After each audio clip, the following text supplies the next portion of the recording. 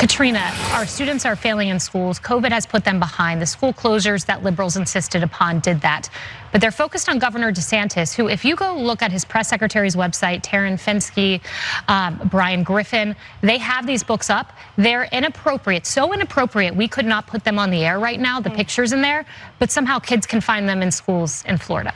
This topic makes my blood boil as a mother of a 5-year-old, because we should be focused on math, science. What about teaching kids about financial literacy, and how to do their taxes, but sex? I mean, when did sex become part of what we teach these young kids in school? And the fact that they're not allowing parents to determine when these issues are discussed and to teach them what their value should be, it's something that should be discussed at the home. I'm all about the home space, right? The home is where you have your sanctuary, your family values start. I'm really grateful that I'm in Florida, and I love Governor DeSantis. I love that he's taking a stance on this. I love his guts for this, because I don't want anyone to take responsibility for teaching my son what I should be teaching him at school. And I mean, sex, it was just never a topic in my home. Like, God forbid that ever come up.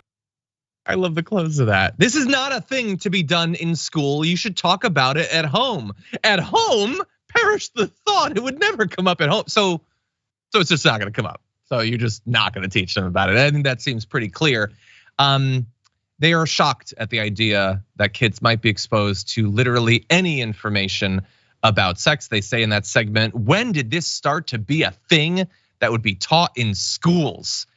Well, back in 1940, the US Public Health Service strongly advocated sexuality education in schools, labeling it an urgent need. In 1953, that bygone era that they're constantly hearkening back to, the American School Health Association launched a nationwide program in family life education. 2 years later, this is 1955, the American Medical Association, in conjunction with the NEA, published 5 pamphlets that were commonly referred to as the sex education series for schools. And I'm gonna go out on a limb. I know that I did, I'm suspecting Brett did. I'm guessing everyone on that segment took health class and learned about sex in school, because that is a thing that you do in school in America. It has suddenly become insane because it needs to for Ron DeSantis's presidential ambitions, but this is not new. Bernie Sanders was taking these classes way back when he was in elementary school. What do you think, Brett? I mean, they just may have never gone to school, because now they're mad that they have books there. Like, they're trying to get rid of books that have any meaning or references to symbolism of any kind that they disagree with. They are the party of ignorance. They want to fight these culture wars because they can't win on any actual real policies that do affect people. They want to focus on things that they think they can win on, which is just strange because those things are always so hateful.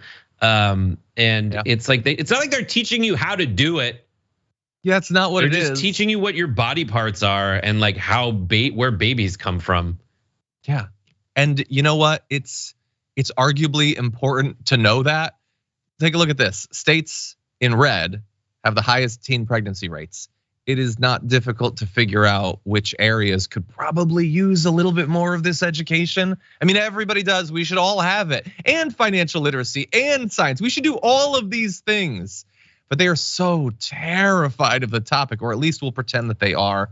And just as general advice, don't listen for advice on what books should be banned in libraries by people that you literally cannot even imagine walking into a library, browsing the stacks, taking a book out and reading it to learn stuff.